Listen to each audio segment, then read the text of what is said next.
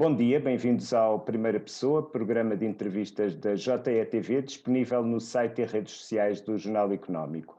Nesta edição entrevistamos o Presidente da Câmara de Cascais, Carlos Carreiras, que nestas autárquicas procura o terceiro mandato à frente de uma autarquia à qual dedicou boa parte dos seus 60 anos de vida. Depois de um mandato em que se destacou no combate à pandemia de Covid-19, enfrenta agora uma coligação do PS com o PAN e com o LIVRE, que procura conquistar uma das raras grandes câmaras portuguesas que está a ser governada por partidos de centro-direita. Os argumentos de Carlos Carreiras para voltar a merecer o voto dos eleitores a 26 de setembro e os planos para a recuperação económica de Cascais serão o tema desta entrevista conduzida por mim, Leonardo Ralha. Bom dia, Dr. Carlos Carreiras, obrigado por aceitar o nosso convite. Os resultados preliminares dos censos de 2021 mostram que a população de Cascais aumentou 3,7% na última década, ficando mais próxima de ultrapassar o Porto enquanto quarto concelho mais populoso do país. Encara esse aumento de 7.655 residentes como uma das realizações dos seus mandatos? Não, não necessariamente. Nós estamos a ser muito procurados também por cidadãos estrangeiros que encontram e que gostam de viver em Cascais. Aliás, muitos referem que é o melhor lugar do mundo para viver um dia, uma semana ou a vida inteira, mas de facto é um crescimento ligeiro, em 10 anos, tal como referiu, e não é propriamente um fator de sucesso, é acima de tudo algo que se verificou também na própria área metropolitana de Lisboa, que continua a fazer uma atração de cidadãos, não só estrangeiros, mas também nacionais, por falta de oferta de condições de vida noutras regiões do país, nomeadamente no interior. Mas é um dado, aliás, é um dado que desmente, nomeadamente aquilo que aqui a oposição recorrente, já como disse, já vou na terceira eleição, e ano após ano repetem sempre a mesma coisa, que é que há um crescimento abrupto do botão, quando na verdade não há. Ou seja, na verdade nós temos vindo a reduzir o crescimento de construção do ponto de vista habitacional, investindo depois noutras áreas, como é óbvio, a nível de equipamentos, quer de saúde, quer culturais, quer desportivos. Mas de facto não... A seu ver, falta mais população no concelho? Não, eu realizei tempos que tem menos de uma década, fiz um estudo, pedi para fazer um estudo sobre qual é que era o limite, digamos, de população no concelho, tendo em conta as várias variáveis, nomeadamente a nível de infraestruturas. E nessa medida, Cascais, que hoje tem uma população de cerca de 214 mil habitantes, projetava-se que a partir dos 240 mil já seria perigoso, nomeadamente com a questão do abastecimento de água, tem a ver com a questão também do abastecimento elétrico, portanto, infraestruturas absolutamente fundamentais para o desenvolvimento de qualquer comunidade. E, portanto, nós estamos ainda longe, mas a nossa perspectiva e a nossa estratégia é manter a contenção dos perímetros urbanos, portanto, ou seja, não permitir que haja uma expansão de betão e de alcatrão para espaços naturais e, desta forma, também redirecionar o mercado para o interior urbano, requalificando e recuperando o construído, isto porque o que se passou em muitos locais foi, e aqui também em Cascais se passava, era que os centros das vilas iam ficando descaracterizados, iam ficando sem qualquer condição, enfim, deteriorados, e isso é um fator de não desenvolvimento. E, portanto, hoje em Cascais, todo esse parque está recuperado, ou está em vias de estar recuperado, e, portanto, não vejo necessidade de aumentar mais, e, portanto, vamos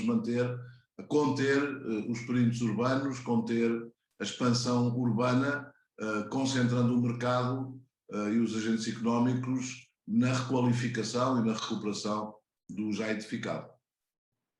Logo no início da pandemia de Covid-19, a Câmara de Cascais teve um papel pioneiro na compra e na disponibilização de equipamentos de proteção individual, de material médico. A preparação do impacto da pandemia foi começada ainda antes de haver casos em Portugal? Olha, vou tentar muito resumidamente contar-lhe esse processo, porque é um processo que eu ainda hoje, mesmo tendo sido os primeiros a reagir, ainda hoje me penalizo. Porque em janeiro, nós sabemos que depois foi por meados de fevereiro que começou a ter aqui impacto, mas ainda em janeiro eu via aquelas imagens na televisão vindas da Ásia e considerava que aquilo era uma questão que ia ficar na Ásia. Portanto, eu próprio não tive a percepção do impacto que ia ter. Quando começaram a aparecer os primeiros sinais aqui na Europa, aí sim nós acordámos. Eu, entretanto, tinha pedido, que é uma coisa que eu faço regularmente, aqui ao nosso arquivo histórico municipal, e é um arquivo considerado um dos melhores, se não mesmo o melhor a nível nacional, para me trazerem tudo o que havia sobre o tema. Neste caso o tema era a gripe espanhola. E de facto a gripe espanhola coincidiu com o fim da Primeira Guerra Mundial. Os países envolvidos na Primeira Guerra Mundial não deram grande ênfase às notícias sobre a própria gripe espanhola, até porque foi ela que foi a grande propagadora do vírus na época, e portanto comecei a ter uma percepção clara do que vinha aí, mesmo com muito pouca informação. Depois recorri à informação de Espanha, porque Espanha não teve na Primeira Guerra e portanto tinha, aliás foi por causa disso que ficou conhecida como gripe espanhola, já que ela não nasceu em Espanha, não começou em Espanha, e comecei a perceber que tudo isto ia ser algo muito impactante e que ia ser talvez o maior desafio das nossas vidas. E por isso reuni-me, especialmente com dois grupos, um com militares, com amigos, oficiais generais, que me aconselharam, e depois também com toda a componente científica e médica que também me foi aconselhando, porque hoje eu às vezes digo meio a brincar que já sou especialista em epidemiologia, que era uma palavra que eu nem sequer conseguia dizer bem ao princípio, não é? E portanto foi uma aprendizagem no decorrer de todo o processo, mas sempre com a lógica de que tudo isto ia demorar tempo. Eu na altura não comuniquei porque não queria desesperar as pessoas, mas o planeamento da Câmara de Cascais em relação à Covid-19 vai até finais do próximo ano, 2022. E portanto não será já com a mesma intensidade, tal como estamos a ver agora, mas de facto tem todo, agregado a tudo isto, para além da questão de saúde pública, mas processos de ordem logística muito complexos e muito pesados, e portanto nós conseguimos montar uma estrutura que já vinha de trás, preparada para responder rapidamente a tudo isto, e beneficiando muito daquilo que já tinha sido feito, não a pensar na pandemia, mas muito especialmente com a criação de redes no Conselho, nomeadamente através das IPSS, através de todo o conjunto associativo, de movimento associativo, que foram grandes parceiros em todo este processo. O senhor diria que os autarcas portugueses se dividiram então entre os que ficaram à espera da administração central e aqueles que tomaram a iniciativa?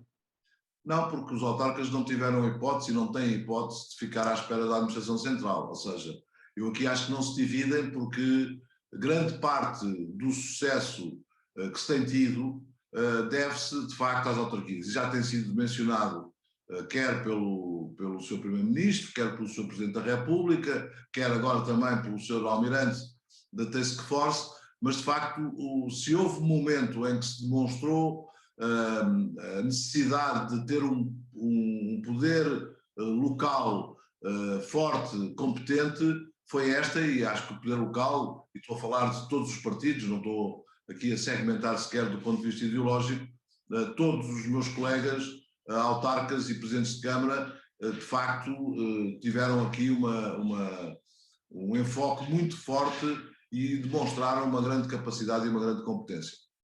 Olhando para trás, o que é que teria feito diferente nesta resposta à pandemia? Olha, em janeiro tinha logo começado a fazer o planeamento, que só comecei a fazer em finais de janeiro, princípios de fevereiro. É a única coisa que de facto me arrependo de não ter reagido tão logo, mas enfim, trata-se de uma matéria que todos andámos a aprender, recordemos-nos daquilo que nos era dito, porque ao mesmo tempo depois também recebíamos informação sobre um tema que não conhecíamos, não havia nenhum Presidente de Câmara que tivesse a noção do que era uma pandemia, nem das necessidades que tem essa pandemia, mas de facto teria reagido porventura mais cedo do que aquela que reagia, e mesmo assim fomos, como disse, o primeiro conselho de facto a reagir e a preparar-se, ou a tentar preparar-se para uma pandemia desta natureza. Tem sido criticado pela oposição em Cascais por a Câmara não apoiar os setores empresariais mais afetados pelo confinamento, como a restauração e o turismo, com medidas iguais às que são aplicadas em autarquias como Oeiras ou Lisboa.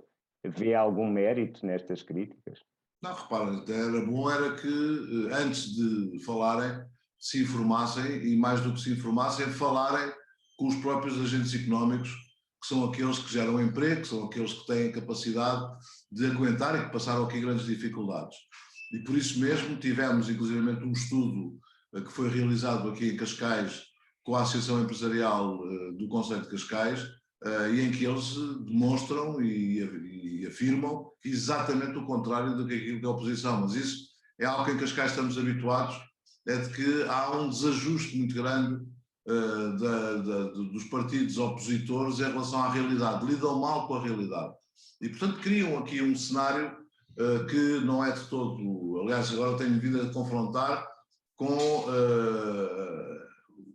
as próprias propostas dos partidos, e muito especialmente, neste caso, do próprio Partido Socialista, propõem tudo aquilo que já está feito. E, portanto, não consigo compreender, mesmo do ponto de vista comunicacional, no interesse deles, qual é que é o objetivo que pretendem alcançar. Mas, de facto, tem sido muito duro. Nós conseguimos, em Cascais, também não expandir os níveis de desemprego. Estamos com um nível de desemprego já mais baixo do que estava antes da própria pandemia, e continua a haver também manifestações de interesse de investimento que continuam a ocorrer, e que a própria Câmara tem dado o exemplo também a fazer investimento, neste caso não é a fazer empresas e a criar emprego, é a adquirir instalações para instalação de empresas. Ainda recentemente, aliás, amanhã vou visitar uma que acabámos de comprar na freguesia de São Domingos de Rana, que é uma freguesia ainda assim mais afastada do desenvolvimento das outras freguesias, e também umas outras instalações, e não será compra, será aluguer, mas em Alcabidez. Portanto, não considero que é basicamente o desconhecimento da realidade, e, por outro lado, também a afirmação de considerarem que se conseguem afirmar politicamente, mentindo ou referindo situações que de todo não existem. De qualquer forma, o número de inscritos nos centros de emprego no Concelho chegou a estar muito, muito acima dos níveis pré-pandemia. Não, teve bastante. Sim, a nível dos níveis de pré-pandemia, sim, mas esteve em linha com aquilo que se passou. Aliás, esteve ligeiramente abaixo daquilo que se passou no resto do país. Agora estamos já a recuperar. Também é certo que neste momento estamos a passar o período do verão.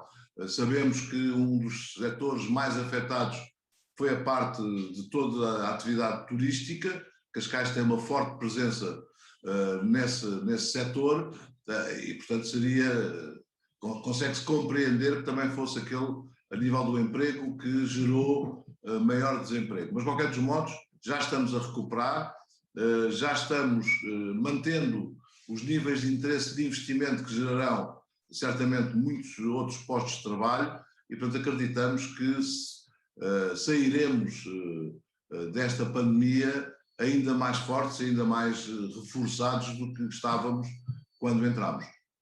Em que é que a Câmara Municipal pode ajudar a um esforço que eu suponho que terá que existir de aproveitar para reformar e renovar o turismo de Cascais? Não, basicamente nós temos apostado, e isso foi a nível de marca, e portanto hoje Estoril era a marca que havia há uns anos atrás em Cascais, mesmo se era uma marca envelhecida. Hoje temos várias marcas, quer o Estoril, quer o próprio Cascais, e isso foi uma estratégia, lá está, sempre que se faz alguma reforma somos criticados, mas que hoje está perfeitamente válida, e vamos continuar a fazer essa promoção, ao mesmo tempo garantir aquilo que é importante e fundamental para os habitantes, que depois é reconhecido também pelos cidadãos que querem passar, que querem aproveitar este envolvimento turístico. Temos cada vez mais, foi uma situação que também fomos criticados, mas era uma reforma que era absolutamente necessária fazer, que foi atrair grandes cadeias internacionais de hotelaria para o Conselho de Cascais.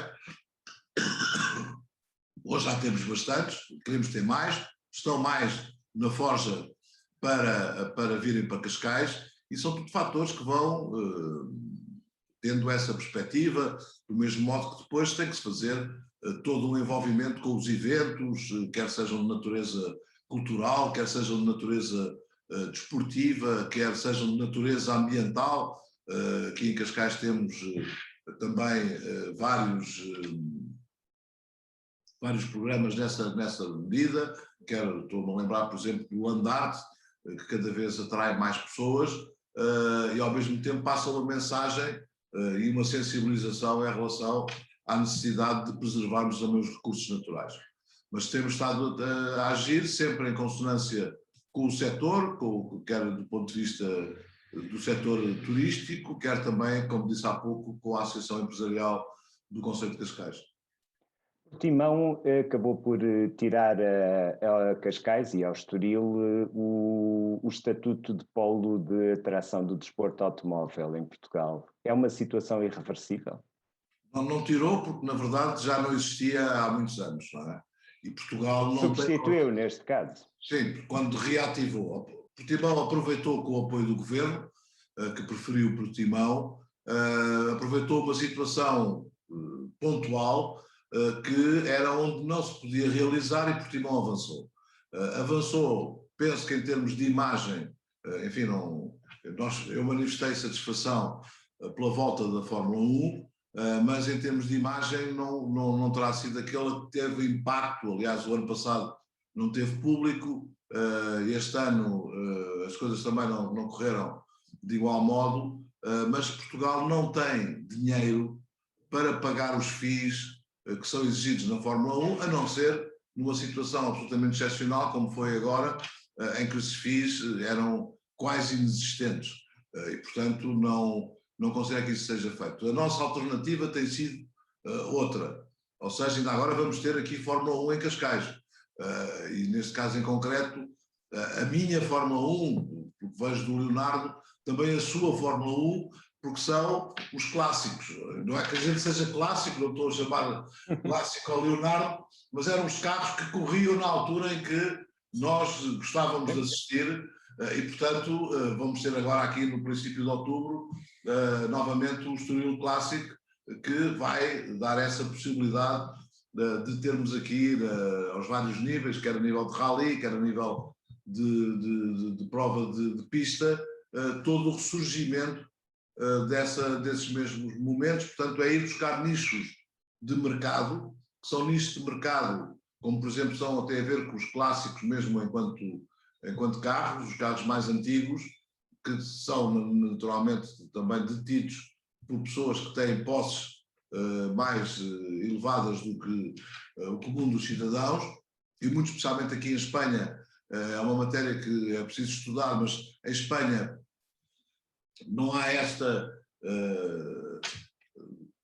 necessidade, pelo menos dos proprietários espanhóis, de exporem os carros, portanto, e aqui é um momento importante, e confesso que há um objetivo que ainda não consegui cumprir, que é fazer um grande hotel de carros clássicos aqui no Concelho de Cascais, que envolve depois também toda a parte de mecânica. Nesta mecânica, muita dela já é uma mecânica artesanal, porque já não pode ser uma mecânica industrial, e nós temos grandes mecânicos artesanais no nosso país que conseguem dar essa garantia também de qualidade. Mas é um objetivo que vamos ver se no próximo mandato consigo recuperar, e isso estava situado exatamente no Autódromo do Estoril, mas é um problema que está a nível do governo e da parte pública, que é quem é detentora do autódromo, em que tem que tomar uma decisão, de uma vez por todas, de vender à Câmara Municipal de Cascais, já que Cascais é o único na Europa e eventualmente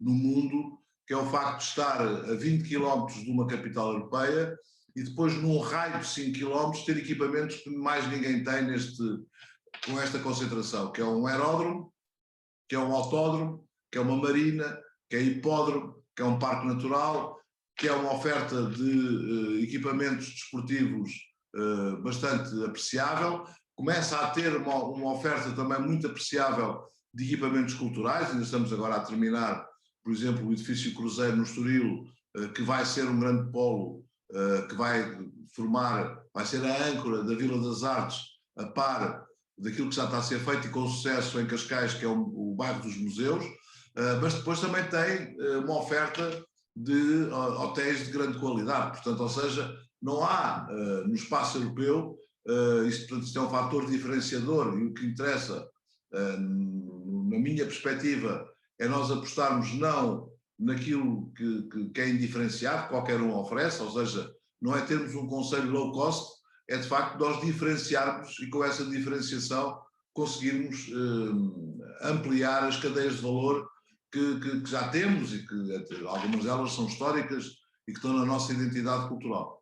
Falando em low cost, qual será o preço certo para o autódromo? Não, o preço está definido, não é sequer elevado, porque da última vez que abordei exatamente a parte pública e o Governo, o preço situava-se na ordem dos 5 milhões de euros, portanto há muitos interessados, nomeadamente privados, que querem ficar com o autódromo. A perspectiva da Câmara é que o autódromo só pode ser público e depois ser concessionada as várias atividades dentro do autódromo e aí sim aos privados, porque senão arriscamos a que se for só um autódromo privado, mais cedo ou mais tarde ele acaba e é transformado em imobiliário. Portanto, nós não temos nenhuma perspectiva de terminar o próprio autódromo e de ter ali mais uma expansão imobiliária, porque já estamos a falar já nas bordas do Parque Natural Sintra Cascais, portanto seria a tal expansão dos perímetros urbanos que nós estamos a fazer exatamente o contrário e a estratégia municipal é exatamente a oposta, que é conter os perímetros urbanos. Até onde é que a autarquia poderá ir em matérias fiscais para atrair mais empresas para o concelho? Sabe que em termos de empresas, as autarquias não têm uma grande margem do ponto de vista fiscal. É algo que fica bem, por exemplo, a oposição toda ela diz que baixa, mas se cada um for ver qual é que é o impacto na fiscalidade, que é uma fiscalidade elevadíssima no nosso país, como sabemos, mas as autarquias têm muito pouca capacidade. Em primeiro lugar, têm a questão da derrama, e portanto aqui nós já reduzimos para os pequenos e médios empresários, não reduzimos naturalmente para as grandes empresas, mas aqui as pequenas e médias empresas já não pagam derrama, portanto estão isentas, e depois também a nível de taxas, pese embora tenhamos que cumprir também o que está previsto na lei, portanto as taxas são diferentes de impostos, pressupõem o pagamento do custo de um serviço, ou de um produto, neste caso são serviços.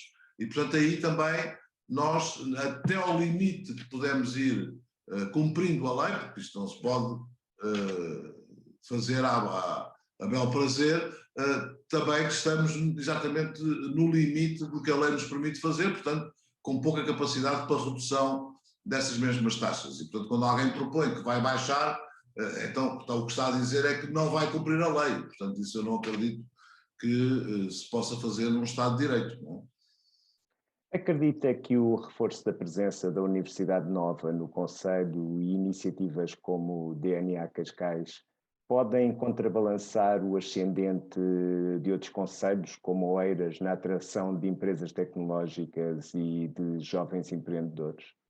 Não, certamente que o impacto da nova SBE já está a sentir-se como fortíssimo. O próprio impacto depois da nova Medical School e da Faculdade de Direito da própria Nova, que virá também aqui para Carcavelos, também será muito importante, Mas o problema aí é outro. O problema aí é que, exatamente como eu há pouco dizia, de não permitir a expansão dos perímetros urbanos, nós temos hoje muito poucos terrenos onde se possam instalar, enfim, as pessoas normalmente quando fazem a associação a Oeiras, embora Oeiras tenha a vantagem de estar próximo de Lisboa, portanto estar mais próximo de Lisboa, mas nós estamos a desenvolver neste momento 2 processos que estão nas fronteiras do concelho de Cascais com Oeiras, portanto também estão mais próximos de Lisboa, mas de facto o problema aí é da localização.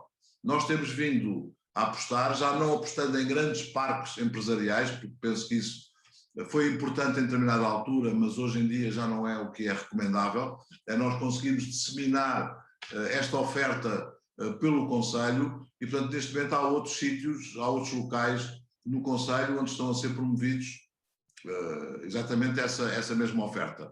Mas, como disse, ainda assim, são poucos. O Eiras expandiu-se do ponto de vista empresarial, Cascais expandiu-se do ponto de vista habitacional.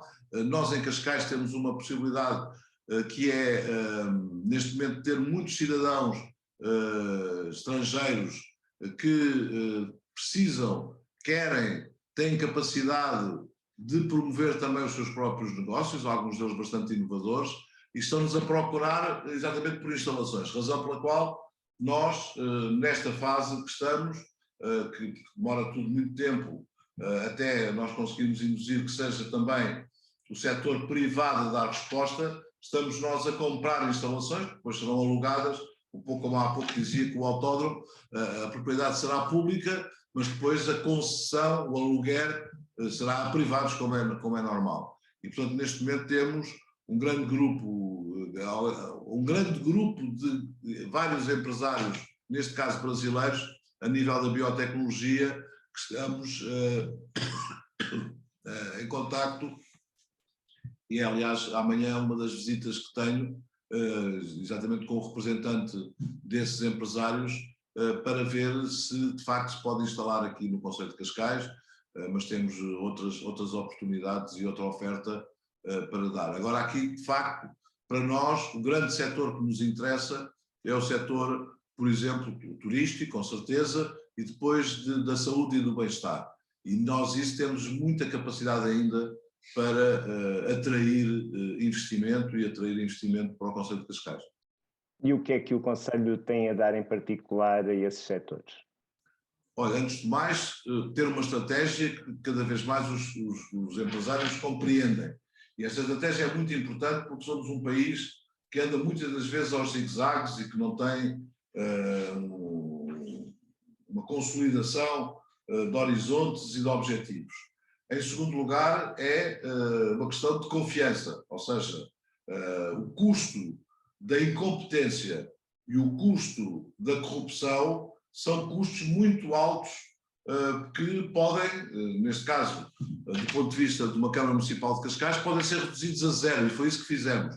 Portanto, o empresário sabe que não tem outros custos associados neste mesmo fator de investimento.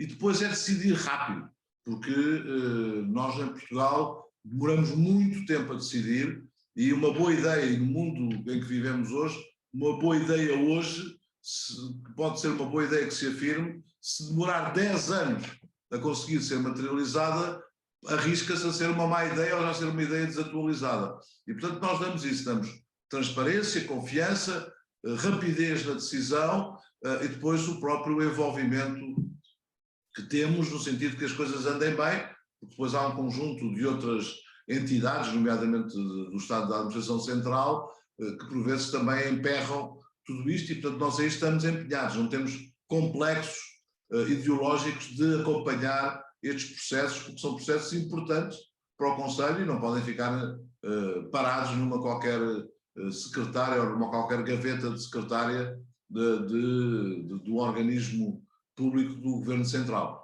Fazemos agora um breve intervalo, voltamos já a seguir para a segunda parte do Primeira Pessoa com Carlos Carreiras, Presidente da Câmara de Cascais, que procura um terceiro mandato nas autárquicas de 26 de setembro. nesta sexta-feira com Carlos Carreiras, presidente da Câmara de Cascais, que se recandidata para um terceiro mandato. Enfrenta uma coligação do PS, PAN e LIVRE, encabeçada pelo ex-vereador Alexandre Faria, que é o atual presidente do Estoril Praia, e que assume o objetivo de pôr termo a décadas de domínio do centro-direita em Cascais. Admite que nestas autárquicas o adversário é mais forte do que há 4 anos? Os adversários são sempre todos fortes. Repare, eu já tive, quer o doutor Cordeiro, que é mais do que conhecido, até pelo seu envolvimento no associativismo farmacêutico, quer a Gabriela Canavilhas, que foi ministra, e que foi ministra nomeadamente de governos socialistas. Portanto, eu aí considero que todos os candidatos são fortes. Neste caso em concreto do que me pergunta, eu consigo dividir claramente aquilo que é o candidato opositor, neste caso que é Alexandre Faria, do restante, neste caso quer o Partido Socialista, quer o PAN, quer o LIVRE. Aliás, razão pela qual Alexandre Faria, que sempre foi conhecido como um militante socialista, se apresenta como independente. Ele próprio também não confia no seu próprio partido e, portanto, tem nessa. Mas eu divido claramente, estamos a falar de situações completamente distintas.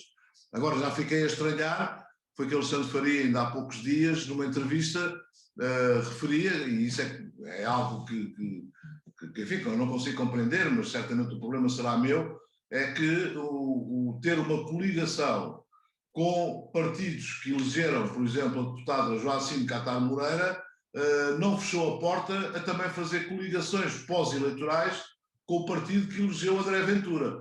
E, portanto, essa é que eu não consegui entender de todo qual é que era o objetivo. Mas, de facto, todas as candidaturas são fortes à partida, isso faz parte da própria democracia, nenhuma eleição está a ganha, tem que, cada um depois, no final, far-se-ão as contas, mas cada um tem que apresentar propostas alternativas e por isso é que eu estranho que o Partido Socialista, que não é propriamente o Alexandre Faria, mas o Partido Socialista, o PAN e o LIVRE, na coligação que têm, as propostas que estão a apresentar daquilo que eles propõem ir fazer é aquilo que já está feito. E, portanto, não consigo compreender, mas enfim, mas eles lá terão as razões deles, não é? De qualquer forma, o senhor tem apresentado os parceiros de coligação de Alexandre Faria como radicais. Sabemos que sim, quer dizer, ou seja, nós, mais do que radicais, são extremistas e nós estamos num momento, e vamos passar por um momento, e nomeadamente com duas situações que eu gostava aqui de pontuar. Uma tem a ver com o pós-pandemia e os efeitos que esta pandemia vai deixar, quer do ponto de vista económico, quer do ponto de vista social, quer do ponto de vista ambiental. E, portanto, é algo de muito pesado. Não dá para ser trabalhado de forma amadora, e muito menos de forma menos séria. E depois temos um outro que se mantém, infelizmente, e cada vez é mais urgente, tem a ver com as alterações climáticas e, portanto, de ter estratégias de mitigação e de adaptação aos efeitos das alterações climáticas. E, portanto, não, eu diria que nenhum momento é para brincar, mas este muito menos. E, portanto, é um momento muito sério que não se compadece com a forma como eu tenho visto atuar vindo desses partidos mais extremistas, que no caso de Cascais, tanto existe à esquerda como existe à direita. Portanto, não é o momento para fazer essas rupturas, muitas delas ainda para mais, fundamentadas em complexos ideológicos. Não é momento para andarmos aqui com esses complexos ideológicos. Que efeitos é que antevê que uma Câmara administrada por essa equipa teria no desenvolvimento do Conselho? Olha, em primeiro lugar, grande desorientação, não é? Basta ver muitas das propostas que são formuladas demonstram exatamente isso, muita desorientação. Depois, uma falta de afirmação, ou seja, nós aqui em Cascais também temos uma coligação, tenho uma coligação de 2 partidos, PSD e CDS, e de movimento de cidadãos independentes. E, portanto, temos vindo, ou seja, é algo que é sólido. Foi a minha preocupação, é mantermos algo que seja consistente e sólido, porque, enfim, ficar-me mal dizer isso, mas que tem também uma liderança forte, assertiva, que é a única forma de conseguirmos ultrapassar os problemas de uma forma geral e muito especialmente neste momento de grande crise que estamos todos a viver, para além daquela crise que temos que arrepiar caminho no mais curto espaço de tempo, que tem a ver com as alterações climáticas. Estranhou o timing de anúncio do investimento nas novas carruagens para a linha de Cascais? Não, porque eu tenho vindo repara, lá está um bom exemplo. Eu negociei com vários ministros, e neste caso vários ministros de vários governos, inclusivamente ministros do meu partido. E todos eles tiveram um comportamento que eu considero altamente criticável. Muito especialmente, claro, o expoente máximo foi o último, antes do atual, do Partido Socialista, o ministro Pedro Marques. Porque esse nem sequer falava, nem sequer admitia ter qualquer tipo de diálogo para poder encontrar soluções. O atual ministro tive desde o início essas conversações e até agora tudo aquilo que o Sr. Ministro Pedro Nuno Santos foi assumindo como objetivos dele e assumindo como compromissos, tem vindo a cumpri-lo. E nós tínhamos, há uns anos atrás, referi que o problema da linha de Cascais, ainda foi num governo liderado pelo PSD, que o drama era que qualquer decisão que se tomasse sobre a linha de Cascais, até carregar no botão, depois só ia ser materializado muitos anos à frente. E, portanto, considero que a grande machadada sobre essa matéria, da matéria das carruagens, foi a decisão de um governo socialista, neste caso José Sócrates, que anulou com a capacidade produtiva das próprias carruagens no nosso país. Está-lhe a ser fácil dialogar com o governo no que toca à aplicação de verbas do PRR para a habitação?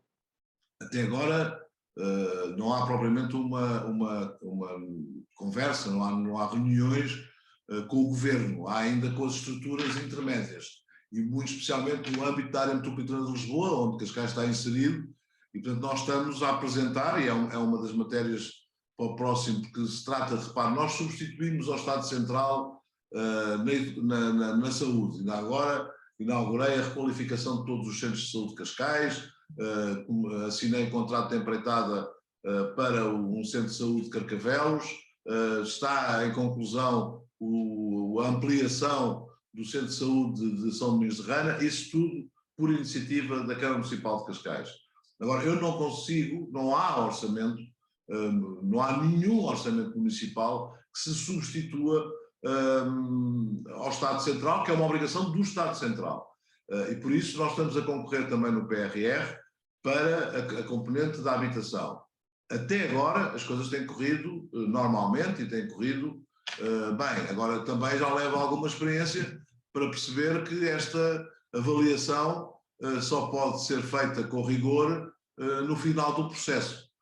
Mas é uma matéria que, enfim, vou aguardar para que continue a correr bem, mas a minha grande preocupação nesta matéria do PRR é outra, porque há uma concentração, a meu ver, excessiva de investimento no Estado, seja ele central, seja ele local,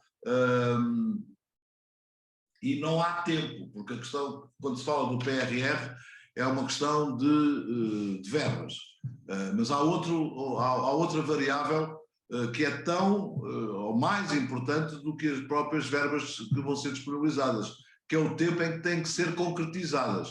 E nós não temos país, quer do ponto de vista organizacional, quer até em alguns casos do ponto de vista procedimental, para garantir que conseguimos investir todo aquele dinheiro no tempo curto que o PRR nos obriga. E, portanto, aqui o fator, por razão pela qual nós começámos antes, porque era um problema que ia haver, eu teria que ir encontrar fontes de financiamento, se fosse lá onde fosse, e estava na altura programado que essas fontes de financiamento pudessem vir Cascais não tem endividamento, eu reduzi o endividamento da Câmara Municipal de Cascais, tendo aumentado em muito o investimento público e reduzindo os impostos. Portanto, é uma equação difícil, mas aqui foi conseguida, com muito rigor, também na própria componente de gestão. Também diria que é a área onde eu me sinto mais à vontade e, portanto, nós como temos uma dívida muito baixa, também está estipulado por lei quanto é que os municípios se podem endividar, e nós temos uma capacidade de endividamento muito alta. Mas ainda assim, no limite dessa capacidade de endividamento, ela é cerca de 50% das necessidades mínimas que Cascais precisa em termos nomeadamente na área habitacional para rendas acessíveis. Concorda com as palavras de um eminente residente em Cascais, o Presidente da República, quando ele disse que o Primeiro-Ministro sofre de otimismo irritante, por vezes? Olha, como Presidente de Câmara, não serei a pessoa indicada para poder responder a isso, porque eu não acredito que alguém possa exercer bem as funções de Presidente de Câmara sem ser um otimista irritante, não é? Porque, de facto, isto necessita de muita resiliência. O ambiente político português, na minha análise, não é o melhor. Aliás, como se está a ver, e há pouco já dei aqui alguns exemplos, quer dizer, não é racional sequer alguém decidir vir para a política, a não ser que tenha um apelo muito grande de serviço público. Depois, do ponto de vista económico e do ponto de vista social, também a situação não é famosa. Portanto, só sendo otimista, muito otimista, o que já roça o tal otimista irritante para alguns, é que se pode levar a bom porto hoje uma função pública como é aquela que é de Presidente de Câmara. Falando ainda de infraestruturas, a passagem do Aeroporto Internacional de Lisboa para a margem sul teme que tenha um efeito negativo na competitividade de Cascais dentro da área metropolitana de Lisboa? Não, pelo contrário, nós somos o mais favorável possível. Quer dizer, a questão do aeroporto de Lisboa, do segundo aeroporto, eu não vou aqui dizer porque não quero ser mal criado, mas é um bocadinho aquilo que escreveram na barragem do Alqueva, não é? Enfim, mas permitir-me-ão, quer o Leonardo, quer quem esteja a assistir, porra, construam-nos, não é? Quer dizer, porque toda a gente já percebeu que é absolutamente fundamental. E andamos a adiar décadas e décadas e décadas decisões sobre esta matéria, e lá está, numa decisão que, entre tomar a decisão e arrancar, e muito especialmente terminar a própria obra, demorará ainda uns largos anos. Portanto, eu sou o mais favorável possível a que ele possa se instalar, neste caso, é que se instale na área metropolitana de Lisboa, decida de uma vez por todas qual o local onde instalá-lo. Para Cascais tem um fator competitivo adicional, porque nós estamos, e antes da pandemia já recuperamos, isso é um setor que tem vindo a recuperar mais rapidamente, que tem a ver com a aviação executiva. Portanto, não já a aviação comercial, essa não está nos nossos objetivos, e também tem certas, para ser verdadeiro, completamente verdadeiro, também tem certas limitações em tires, mas a aviação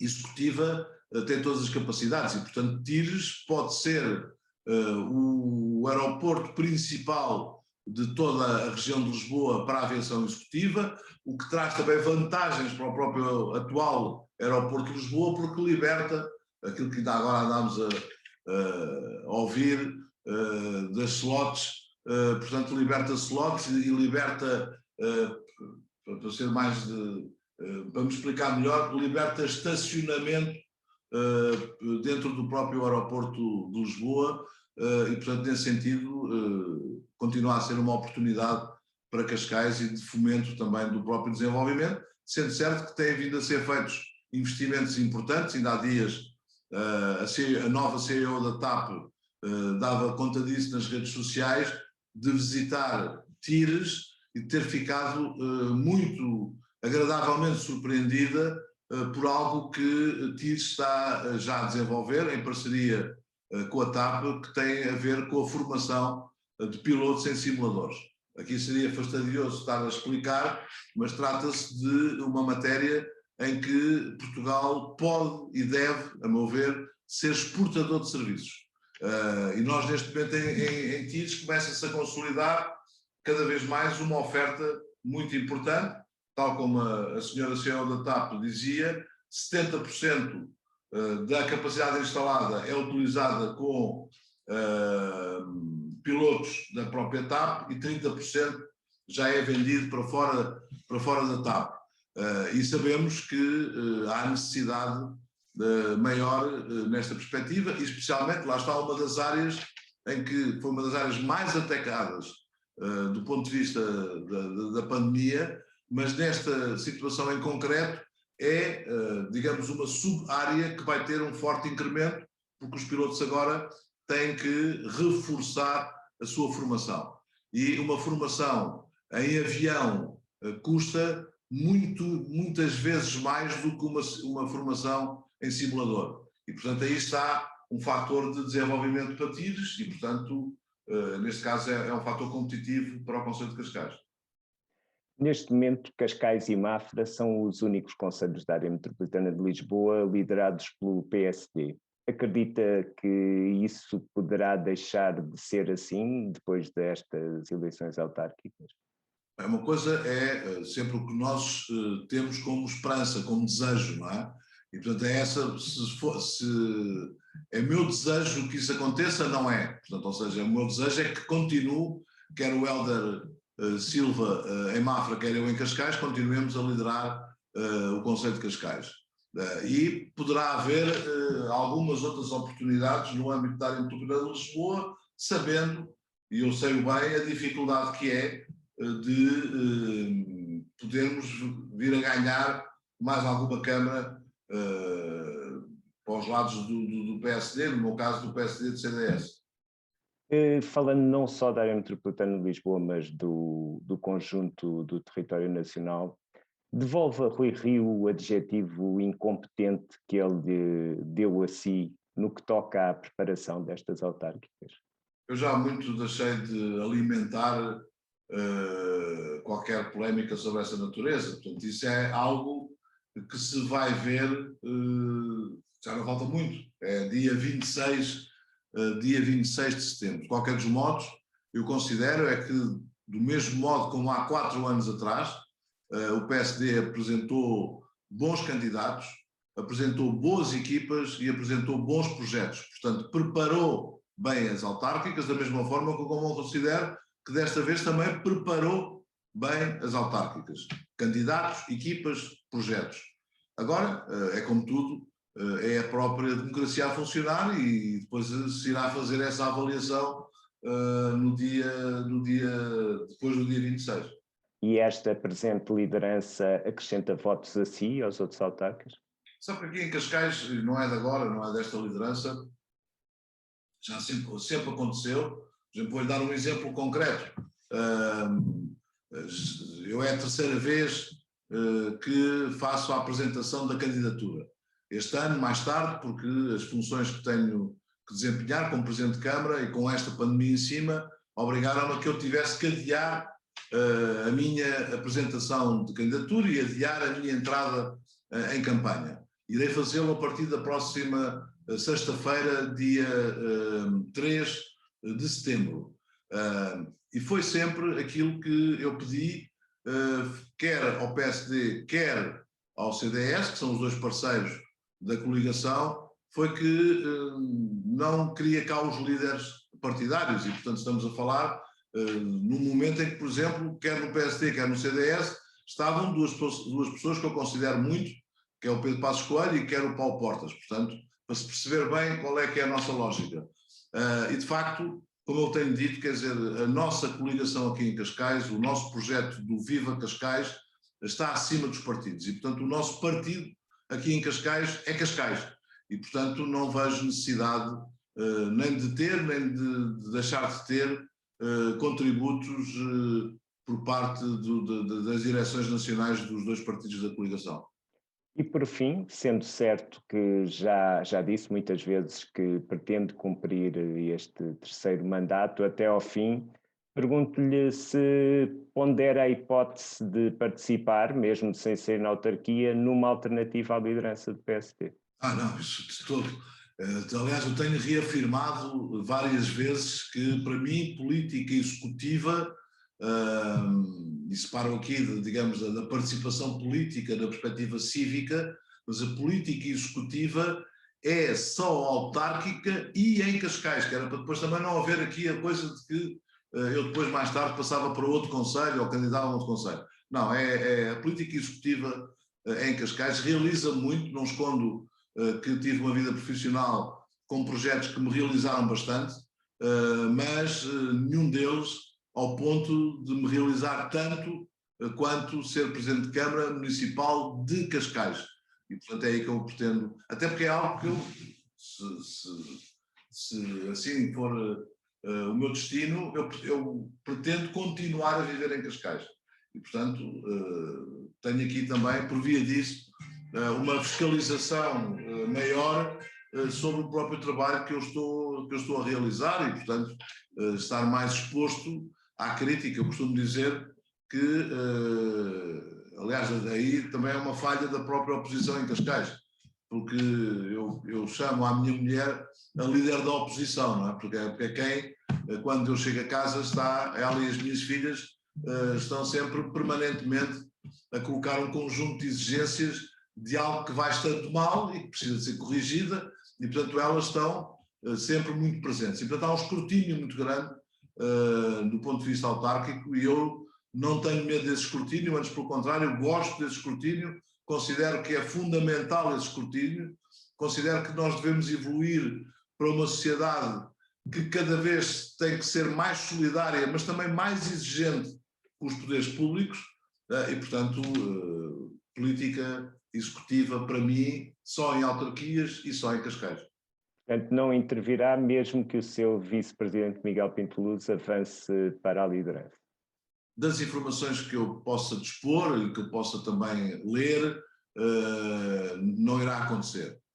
Mas não irei apoiar nenhum candidato nas próximas eleições do PSD.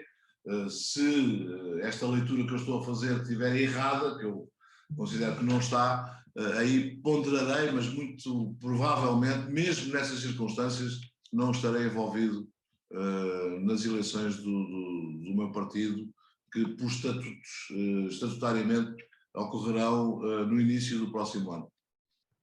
Resta-nos agradecer ao nosso convidado, Carlos Carreiras, Presidente da Câmara de Cascais, que em busca de reeleição para um terceiro mandato.